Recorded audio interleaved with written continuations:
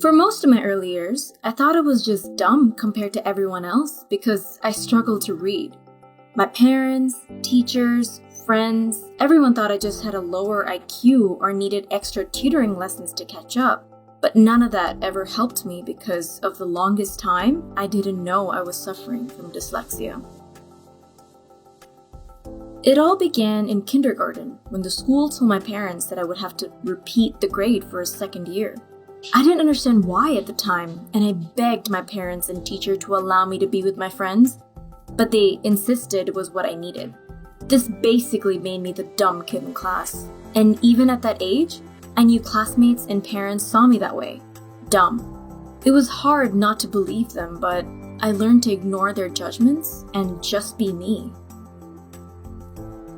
It wasn't until first grade where I began making friends, but I still felt weird being the oldest and dumbest kid. To help me, the school decided to give me my own tutor. He would mainly focus on spelling and reading since that was what I was struggling in, and would hold a card up with the letter A, for example, and say, "What sound does this make?" I would learn things like consonants and vowel teams, and a bunch of other stuff. This continued throughout my entire elementary school years, but none of it really helped. Most people think I have problems with my eyesight when it comes to dyslexia. That is not true. I found out it's actually a language decoding problem.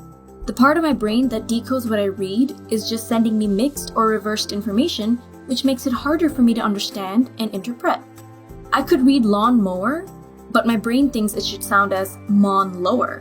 This drives me crazy at times because I would always question why I couldn't get it right like every other student around me.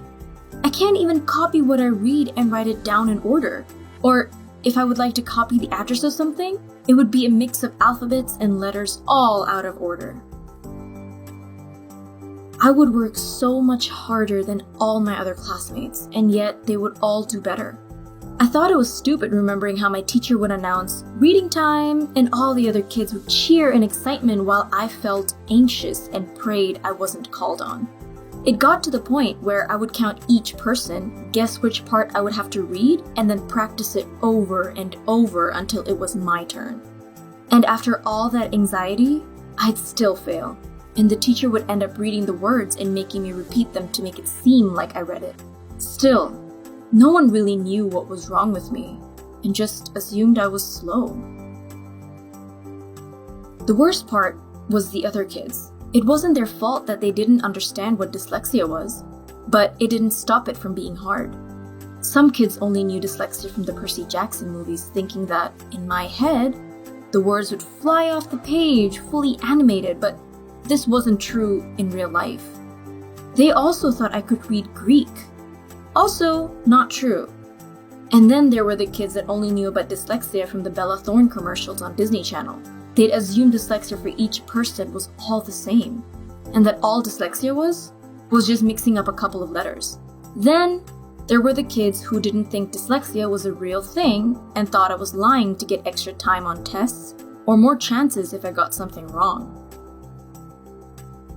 So, in 4th grade, my school got me a school computer that I had to lug around to classes and back home every day. All I could do on the computer was listen to audiobooks, type, make the computer read to me, and do extra hours of learning programs for homework. Other kids thought I was just playing games on the computer, which just drove the faking it to get special treatment theory even more. They all called me the teacher's pet or dumb because I needed a big computer to help me do the same coursework they had. Unlike playing an instrument or a sport where it requires practice because it's a physical skill and not everyone can do that.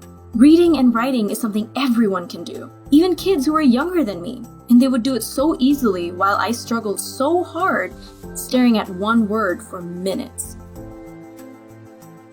My mom finally had enough and enrolled me in a private school for dyslexic children.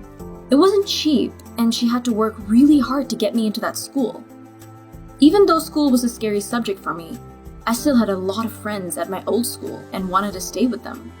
But eventually, I grew to enjoy my new school because of the help I was receiving.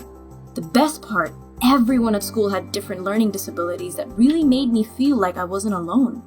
Here, we were all different, yet the same, and it felt empowering knowing that everyone is perfect. I went to that school for 6 years, from 5th grade to 9th grade, and I've graduated from there since. I am now at the top of my English class and was told I was a good writer. Even though I misspelled a lot of words, it doesn't take anything away from my creativity or what I can imagine. In fact, I see my dyslexia as a gift, being able to think in pictures more than the average person, while training my mind to see patterns in nearly everything I experience, making me think outside the box more easily. I will have dyslexia for the rest of my life, and it'll always stick with me. But I've learned that it does not define who I am or what I'm capable of. The same goes for anyone out there struggling like me with dyslexia. Have hope that there are new and modern learning accommodations and modifications in learning for dyslexic people like us, so that we can lead a life that is more fulfilling.